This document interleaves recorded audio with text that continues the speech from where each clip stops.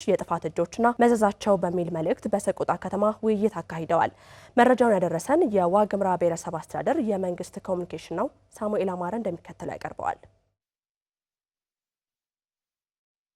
የአካባቢያቸውን ሰላም ለማጽናት ቅድሚያ የውስጥ አንድነትን ማጠናከር እንደሚገባ የዋግምራ ብሔረሰብ አስተዳደር የመንግስት ሰራተኞች ተናግረዋል። የብሔረሰብ አስተዳደሩ መንግስት ሰራተኞችና አመራሮች የጥፋት እጆችና መዘዞቹ በሚል መሪ መልእክት በሰቆጣ ከተማ ውይይት አካሂደዋል። የመንግስት ሰራተኞቹ ባለፉት ዓመታት በነበሩ ግጭቶች አካል ጉዳተኞች፣ ህጻናትና አረጋውያን ለችግር ተጋላጭ መሆናቸውን ተናግረዋል። በአገልግሎት አሰጣጥ ሂደት የሚስተዋሉ ችግሮችን መቅረፍ ያስፈልጋልም ነው ያሉት። ጊዜያዊ ጥቅምን በመፈለግ የግጭት አማራጮች እየተበራከቱ መምጣታቸውን የገለጹት የመንግስት ሰራተኞቹ የተገኘውን አንጻራዊ ሰላም ለማጽናት ችግር ያለባቸውን ግለሰቦች የማጋለጥ ተግባር ተጠናክሮ መቀጠል አለበት ብለዋል። በከተማችን እንደምናየው ትልቅ ችግሮች የተፈጠሩ የሚገኙት ከጉኛችን የያዝናቸው በጣም ችግሮች አሉ። ለምሳሌ ወጣቱን ልክ እንደዚህ እንደ ሰላም እናወያያለን ወይ? ልክ አሁን መንግስት ሰራተኛው እንደተሰበሰበው ወጣቱም ከቀጠናው ከቀበሌው እስከ ዞን ድረስ በሰላም ጉዳይ መወያየት አለበት።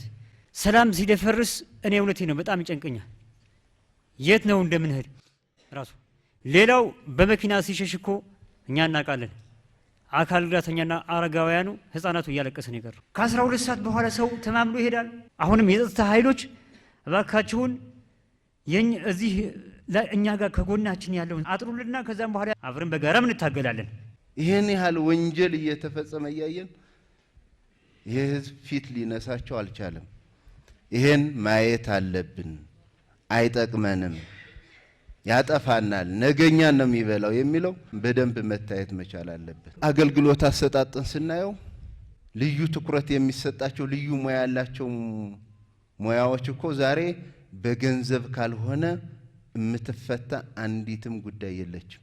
ስለ ሰላም ከመንግስት ከጸጥታ መዋቅሩ ከመንግስት ኃላፊዎች ጋር ጎን ሆነን ማገዝ አለብን። የብሔረሰብ አስተዳደሩ አመራሮች ከህዝቡ ጋር ተቀናጅተው በሰሩት የተጠናከረ ስራ የአካባቢው ሰላም እንዲቀጥል መደረጉን የገለጹት በውይይቱ የተገኙት የአማራ ክልል ንግድና ገበያ ልማት ቢሮ ምክትል ኃላፊ አቶ ፈንታው ፈጠነ ናቸው። የመንግስት ሰራተኛውም የበኩሉን ድርሻ እየተወጣ መሆኑን አክለዋል። የአካባቢው አመራር በቅንጅት ከችግራቸው ተምረው የብሔረሰብ አስተዳደራችን ህዝብ ለሰላም ካለው የጸና ፍላጎት ጋር ተያይዞ ሰላሙ እንደ ሌሎቹ አካባቢዎች እንዳይታወቅ አድርጓል። በዚህ ውስጥ በየስራ መስኩ ያለው ሲቪል ሰርቫንቱ የራሱን አስተዋጽኦ አድርጓል። በአካባቢው የተጀመሩ መሰረተ ልማቶች እየተከናወኑ ያሉት በተገኘው አንጻራዊ ሰላም ነው ያሉት አቶ ፈንታው በግጭት የሚመለስ ጥያቄ የለም ብለዋል። በክልሉ አዳሪ ትምህርት ቤት 3 ነው የሚገነቡት። አንዱኛ ብሔረሰብ አስተዳደር ነው። ከሌሎቹ በተሻለ በጥራትም በፍጥነትም እንዲሄድ ያደረገው አንዱ ምቹ ሁኔታ ሰላሙ ነው። ብሔረሰብ አስተዳደሩ ላይ አሁን የምናየው አንጻራዊ ሰላም የመጣው ያለ ስራ አይደለም የሚለውን ማረጋገጥ ስለፈለጉ ነው። በጦርነት የሚፈታ ጥያቄ የለም የሚለውን መተማመን ላይ መድረስ አለብን። የመጀመሪያው ጉዳይ ታጥቀው የሚንቀሳቀሱ አካላትም የመንግስትን የሰላም አማራጭ እንዲቀበሉ ምክትል ኃላፊው አሳስበዋል።